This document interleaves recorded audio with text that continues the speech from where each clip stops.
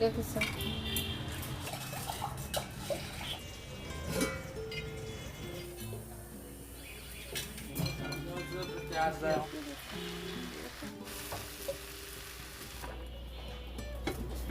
তুমি অসুস্থ এর জন্য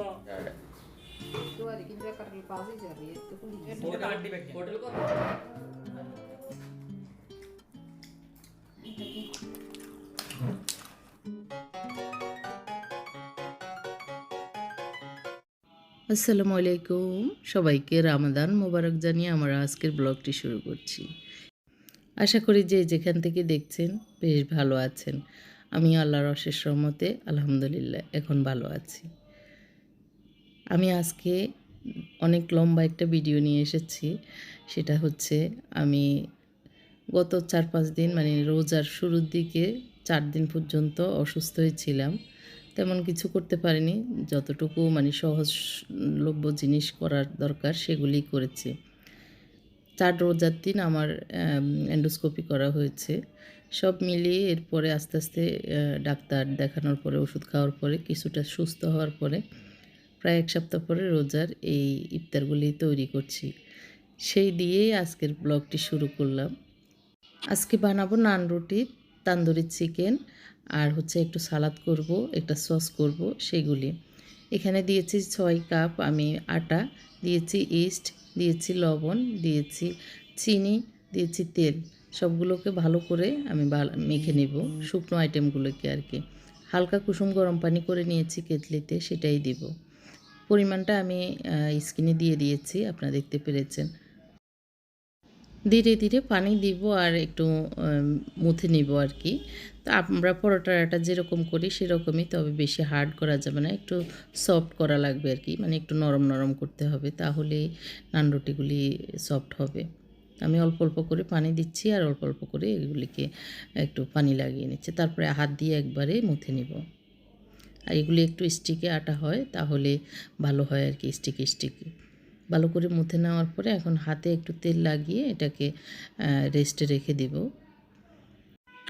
আধা ঘন্টা এই আটাগুলিকে একটু রেস্টে রাখার ফাঁকে আমি আপনাদেরকে দেখাবো আজকে আমি একটু শপিং করেছি আমার দোকান থেকে। সেগুলি কি কি করেছি সেটাই থাকছে একটু পরে।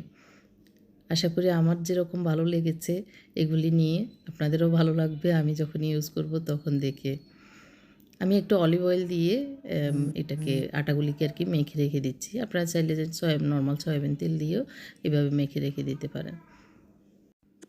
গত ব্লগে দেখেছেন আমার বড় মানিক এসেছে, আলহামদুলিল্লাহ। আমি তো জড়িয়ে ধরে আবেগে কান্নাই করে দিয়েছি। তো যেমন খুশি হয়েছি তেমন ওই যে খুশির কান্নাও চলে আসছে এই আর কি। আপনারাও আমার খুশি দেখে খুশি হয়েছেন, এটা দেখে আমারও অনেক ভালো লেগেছে।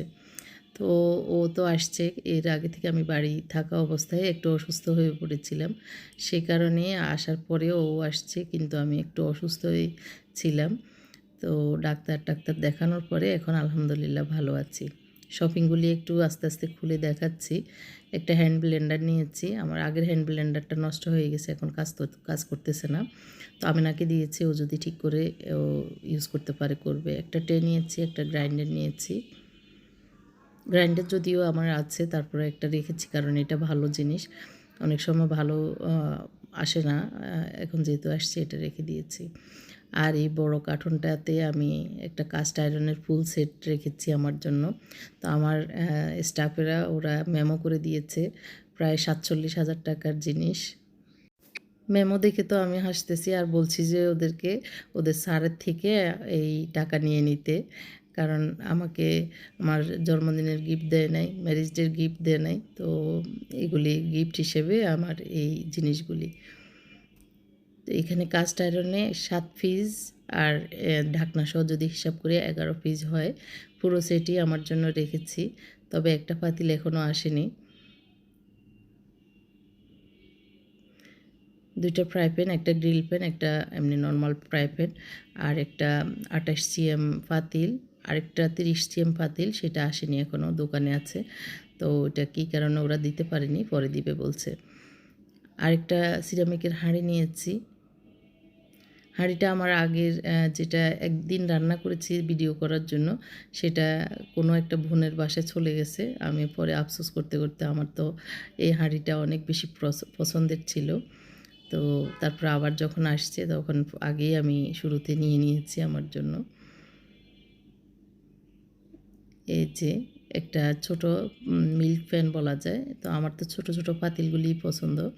ছোট পাতিলগুলি তে আমি বেশি রান্না করি। যেহেতু আমাদের পরিবার ছোট, রান্নাবান্নাও কম হয় এইজন্য। আরেকটা হচ্ছে 33 সিএমের বড় মানে পাতিল। তো সেটাও নিয়েছি। সব মিলিয়ে আর কি পুরো একটা সেট।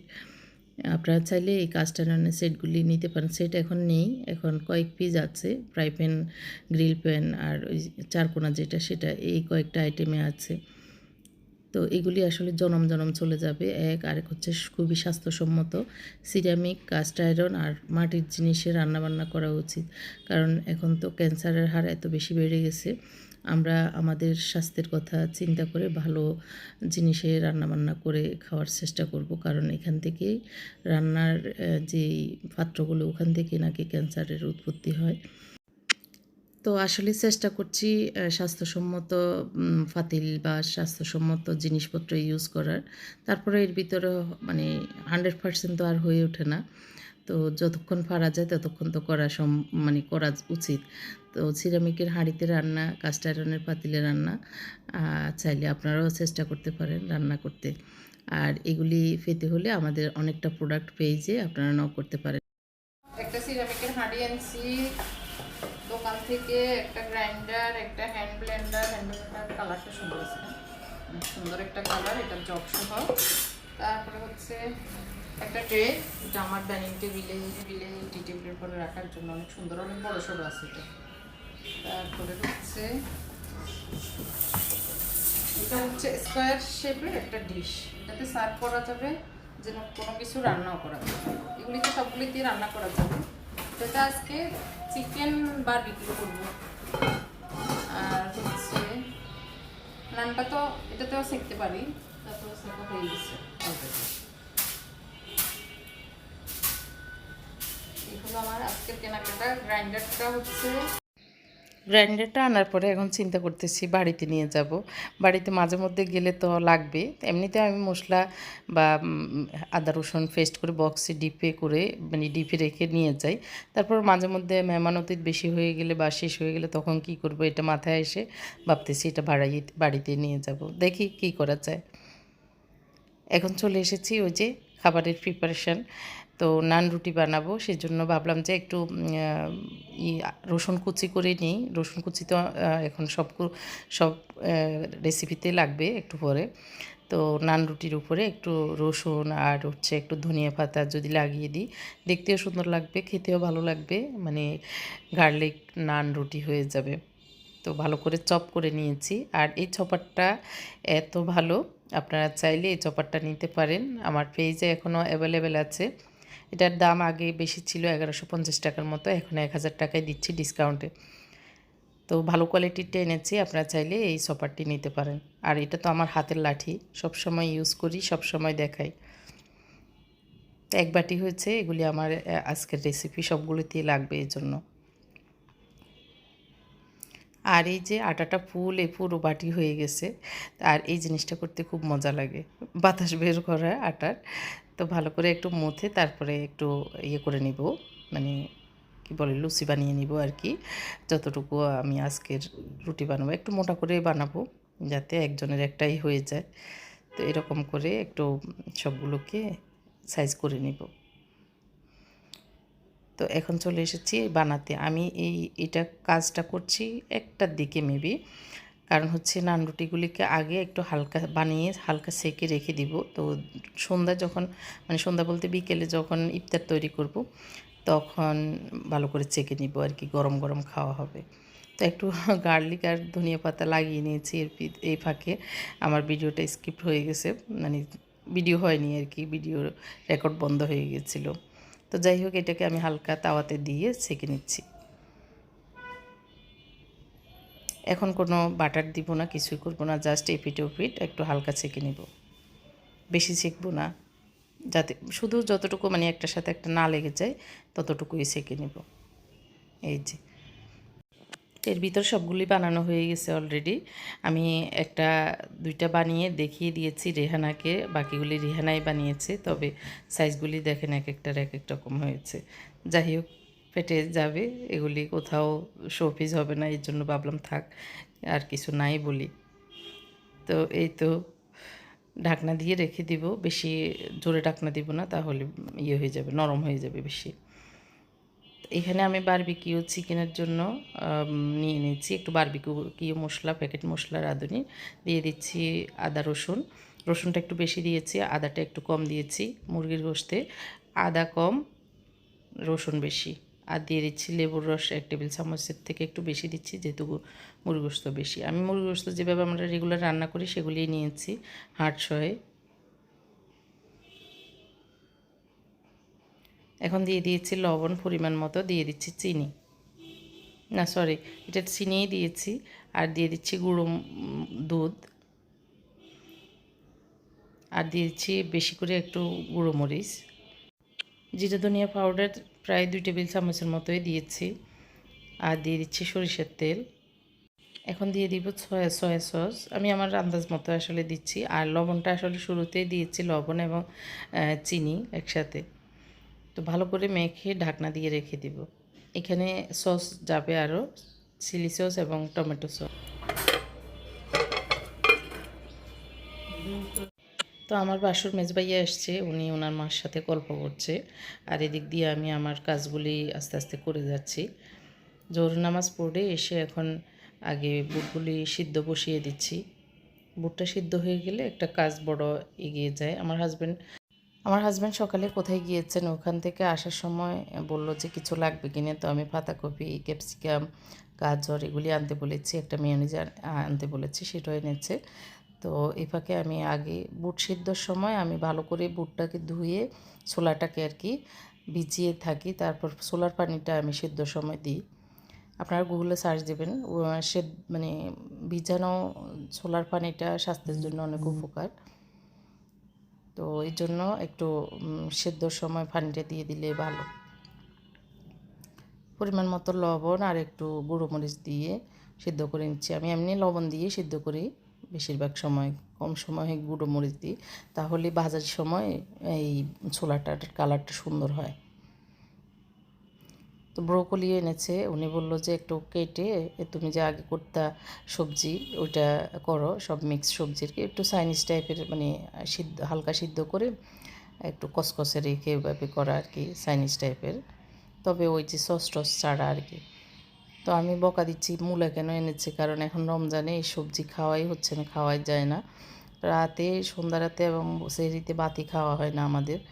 তো ইফতারের সময় যা খাওয়া হয় ওইটাই দিয়ে, আর সেহরির সময় আমরা উঠে পানি খাই আর একটু খেজুর টেজুর খাই, মানে সামান্য হালকা পাতলা আর কি খাবার। তো আমি একটু ওই যে ক্যাপসিকাম, ব্রোকলি, তারপর পাতাকপি, গাজর এগুলি কেটে নিচ্ছি, একটা সালাদ করবো। আর এখন উনি বললো সবজি করতে, সেই জন্য একটু সবজি করছি আর কি। তা আপনারা যারা আমার ছেলে আসাতে খুশি হয়েছেন, সুন্দর সুন্দর কমেন্ট করেছেন, সেজন্য আপনাদের সবাইকে অসংখ্য অসংখ্য ধন্যবাদ জানাই। এত সুন্দর সুন্দর কমেন্ট করে আমাকে মানে জানানোর জন্য আপনাদেরকে আসলেই অন্তঃস্থল থেকে অনেক অনেক দোয়া জানাই। তো আসলে আমার বড় সন্তান আমাদের অনেক আদরের, আমাদের দুই পরিবারেরই খুবই স্নেহের এবং আদরের ছিল। আর বড় সন্তানেরা বিয়ের প্রথম দিকে হয়তো, তো যার কারণে ওদেরকে লালন পালন করতে গিয়েও মায়েদের অনেক কষ্ট হয়। আবার শুরুর দিকে টাকা পয়সার অনেক মানে অভাব থাকে, সব জানি না, তবে আমাদের চোখে দেখা যত কয়েকজনের তাদের কথাই বলছি, তখন কিন্তু এই সন্তানগুলি কষ্ট পায় বেশিরভাগ। যারা অনেক কোটিপতি অট্টালিকা পয়সা আছে তাদের ব্যাপারে আলাদা। তো ওর আব্বু শুরুর দিকে সৌদি ছিলেন, ওর যখন 2 বছর বয়স ছিল তখন পর্যন্ত। তো এই সময়টা আমি একা ওকে লালন পালন করেছি, সেই সময়টার কথা মনে পড়লে এখনও মানে কেমন যেন ভয় করে ওঠে আর কি। তো একটা মা যদি বাবা ছাড়া সন্তান লালন পালন করে, এটা তো অনেক কষ্টের। যারা বাইরে আছে ওই মারা যারা ফালে এখনও পর্যন্ত, তাদের আসলে অনেক কষ্টের। তো যাই হোক, একটু দুঃখের কথাও বলে ফেললাম, আপনাদের সাথে শেয়ার করে ফেললাম। আলহামদুলিল্লাহ, এরপরে তো সুখ, দুঃখের পরে সুখ আসে, এটাই আল্লাহর রীতি, এই আর কি। আমি সবগুলি চিকেনকে দিয়ে দিয়েছি সরিষার তেলে, দেখতেই পেরেছেন ম্যারিনেট করা ইয়েগুলি, চিকেনগুলি।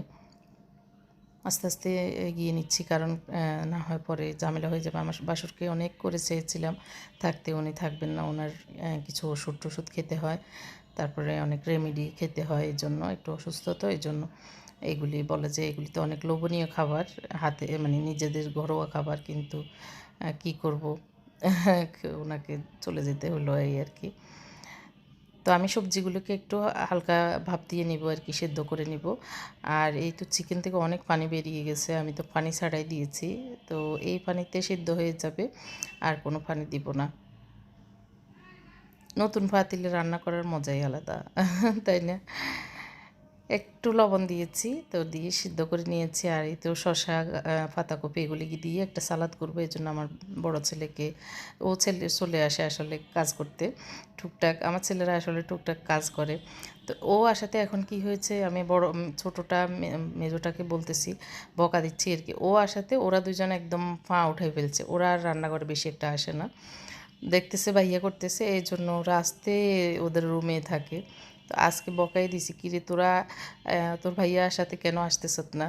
ওই যে হয় না যে মানে বড় মেয়ে বা মেয়েদের বিয়ে হয়ে যাওয়ার পরে ছোট মেয়েগুলি তো আবার ঘরের কাজ করে, যখন বড় বোন আবার আসে মানে হাজব্যান্ডদের বাড়ি থেকে, জামাইয়ের বাড়ি থেকে আসে, তখন ছোটরা আবার এরকম লেজ গুটিয়ে ফেলে। সেরকমই হয়েছে, এখন মনে হচ্ছে যে আমার ছেলেটা আসছে আর ওরা ওদের দায়িত্ব দিয়ে দিয়েছে ভাইকে, এই আর কি। তো এগুলো নিয়ে হাসাহাসি করতেছি আমার হাজব্যান্ড সহ। এদিক দিয়ে আমি নান রুটিটাও আবার সেঁকা শুরু করে দিয়েছি, একটু বাটার দিয়ে দিয়ে, বাটার না সরি, ইয়ে দিয়ে, ঘি দিয়ে বাছতেছি। তো আমার হাজব্যান্ড মানে বলতেছে তুমি ওই সময় একবারে সেঁকে ফেলতে, এখন আর ডাবল কষ্ট হতো না, একবারে সেঁকে ফেললে তো হয়ে যেত, পরে আমরা ওভেনে গরম দিয়ে খেতাম। তখন মনে হলো যে না, আসলে তোর কথাটা সত্যি ছিল, তখন বানিয়ে ফেললে সময়ও বেঁচে যেত, আবার ভালো করে ফুলতো মনে হয়েছে। এখন একটু ওই যে মনে হচ্ছে যে ফুলতেছে কম। তো যাই হোক, মানে ইয়ে গেলে বুদ্ধি বাড়ে, এটা আর কি। এখানে কাঁচামরিচ আর ধনিয়া পাতা দিয়ে আমার ছেলে আবার একটু চপ করে নিয়েছে, আর দিয়েছে একটু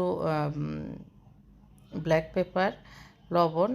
এখন দিয়ে দিচ্ছি মেয়োনিজটা একটু বেশি করে দিচ্ছি, আর দিব টমেটো সস, চিলি সস। এখানে যদি ইয়ে দেওয়া যায়, একটু টক দই দেওয়া যায়, তাও মন্দ হয় না, ভালোই হয়। তো একটু গাজর কুচি দিলে কালারটা একটু ভালো হয়, তো দেখতেও ভালো লাগে, খেতেও ভালো লাগে। আমি পাশাপাশি সসগুলিও দিয়ে দিচ্ছি। এই সবজির বাজারটা যদি সকাল থেকে থাকতো তাহলে এই কাজগুলি অনেক আগে মানে এগিয়ে রাখতাম। তো বিকেলবেলায় এই কাজটাও করতে হচ্ছে, আবার রান্নার কাজটাও করতে হচ্ছে। এদিক দিয়ে চিকেনটা হয়ে গেছে, আমি নামিয়ে উঠিয়ে নিয়েছি। ওই পাতিলে আমি এই সবজিটা দিয়েছি। সবজিতে আমি প্রথমে একটু তেল দিয়েছি, সরষের তেল দিয়ে, এখানে চাইলে বাটার অথবা ঘি দিয়েও করা যায়, মানে একটু হেলদি হয় আর কি। এখানে প্রথমে তেলে একটু রসুন কুচি দিয়ে, ব্ল্যাক পেপার দিয়ে, তারপরে কাঁচামরিচও একটু দিয়েছি, দিয়ে লবণ তো পরিমাণ মতো দিয়ে ভালো করে বেছে নিয়েছি। সিম্পল রান্না, কিন্তু খেতে বেশ ভালোই লাগে। তো ওই যে চিকেনগুলি বেডে নিয়ে এসেছি, আমার হাজব্যান্ড বললো বেশি পোড়ার দরকার নেই, নিয়ে নাও, তো এর জন্য নিয়ে নিয়েছি। আর বেশি ওনার ফরম পড়তেছে, পাতিল ফুটে যাচ্ছে, আমি তো পোড়ার জন্যই রেখে দিয়েছি, মানে ফুড়ে তারপরে চিকেনগুলি বারবিকিউ টাইপের হোক। তো দোকানের জন্য একটু বক্সে নিয়ে নিচ্ছি, দুজনের খাবার আর কি। তো আর হচ্ছে সালাডটা আমার ছেলে ভালো করে হাত দিয়ে কষলিয়ে এভাবে করে নিয়ে এসেছে। আমার হাজব্যান্ড ফ্রুটসগুলো একটু সুন্দর করে কেটে টেটে নিয়েছে, খাবারের জন্য টেবিলে ধুয়ে টুয়ে রেখেছে। আর ওরা দুজন তো আল্লাহর রহমতে আর কাছেও আসতেছে না, দেখতে পাচ্ছেন। এমনিতে রমজান মাসে আমার ছেলেরা, আমার হাজব্যান্ড আমাকে অনেক হেল্প করে। এই যে গৃহস্থ এখন বাকি নান রুটিগুলি সেঁকে নিচ্ছে। এরপরে নান রুটিগুলি সেকার পরে ওই ফ্রাই প্যানে আমি একটু তেল, গার্লিক দিয়েছি, একটু কাঁচামরিচ আর একটু পেঁয়াজ দিয়েছি, একটু সস বানাবো এর জন্য।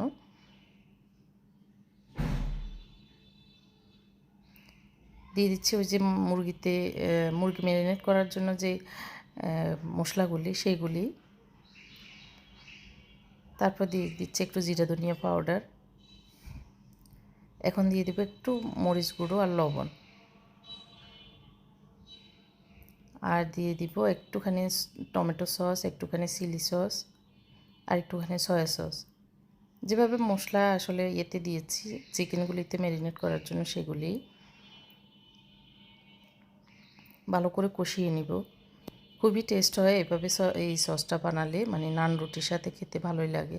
ওই যে চিকেনের কষানো একটু ঝোল আমি উঠিয়ে নিয়েছিলাম, সেটাও দিয়ে দিয়েছি।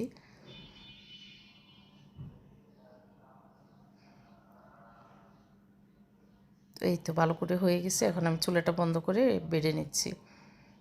এই বাটিতে মশলা আগেরও ছিল, একটু ওই যে চিকেনে একটু বেশি পানির ঝোল ঝোল ছিল, আমি একটু উঠিয়ে নিয়েছিলাম সেটা।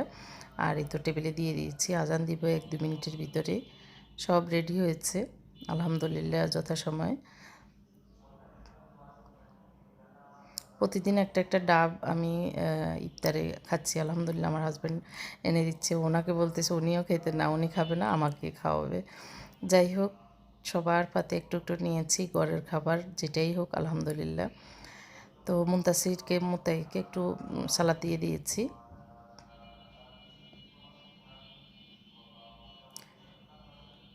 সিম্পল বাট খেতে ভালোই লেগেছে, এই আর কি। একদম প্রতিদিন ভাজা পোড়া ছোলা টোলার চেয়ে এগুলি ভালোই লেগেছে।